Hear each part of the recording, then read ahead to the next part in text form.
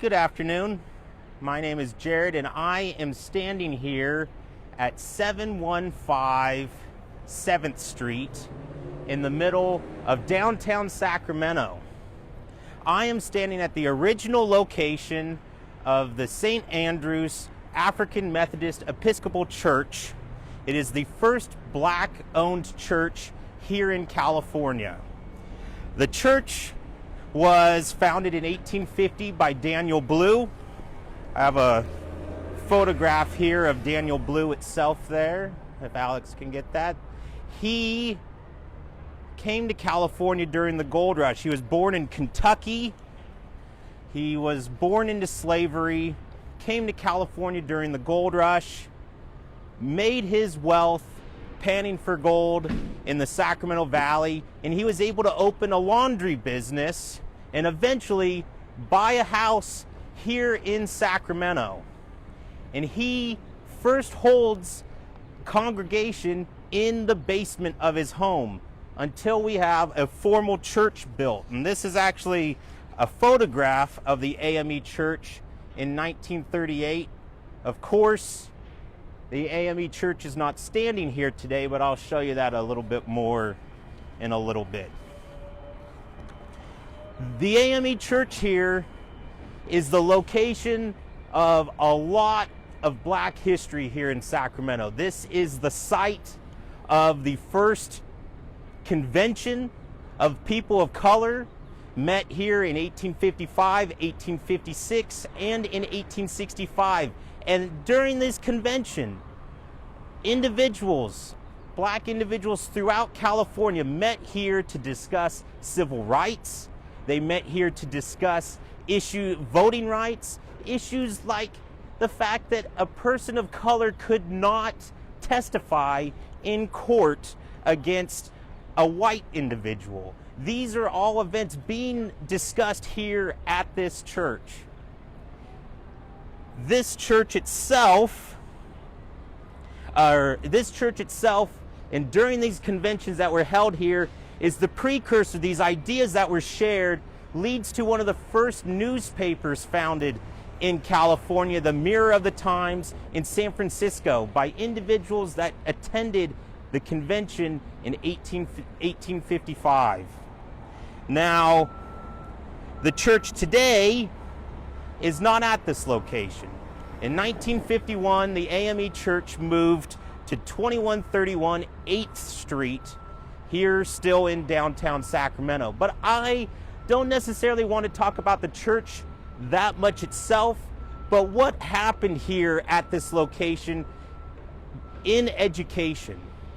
I want to talk about the first African American school teacher in California. Her name was Elizabeth Thorn Scott. Elizabeth Thorn Scott was born in 1828 in Massachusetts, in New York. She came to California in the early 1850s with her husband during the gold rush. Her husband was named Joseph Scott. After her husband's death, her and her son moved from Placerville to Sacramento. And she started to teach African American children in her home on 2nd Street between M and N Streets, essentially about where Capitol Mall is today. That was not a really good location, though. She only had about 14 students. She was able to move her school to the basement of the AME church in 1855. And in 1855, on this week in 1855, Sacramento adds 4 new public schools. These public schools were here in this area. However, when Elizabeth Thorn Scott's school was added to be a public school here in Sacramento, it did not receive funding from the Board of Education. It still had to be met from local funds raised by the African American community here at the AME church. Now, she only taught here. She's actually the first public African American public school teacher in all of California, but she did not stay here in Sacramento for that long. She moved to And I want to show you her photograph, or a portrait of her real quick. This is the only known portrait of Elizabeth Thorn Scott. She and her new husband, Isaiah Flood, moved to Oakland, where she then opened a school to teach African American children there in the late 1850s. Now, tragically, she passed away in 1867 at the age of 39. 5 years after her passing, though, her youngest daughter, Lydia Flood, was one of the first African American students to attend a desegregated school in the city of Oakland. Now, what happened to her school? What happened to Elizabeth Thorn Scott School? Now, Jeremiah Sanderson, he took over the school. I actually have a portrait. He came to California in 1854, and he continued on teaching African American children here in Sacramento.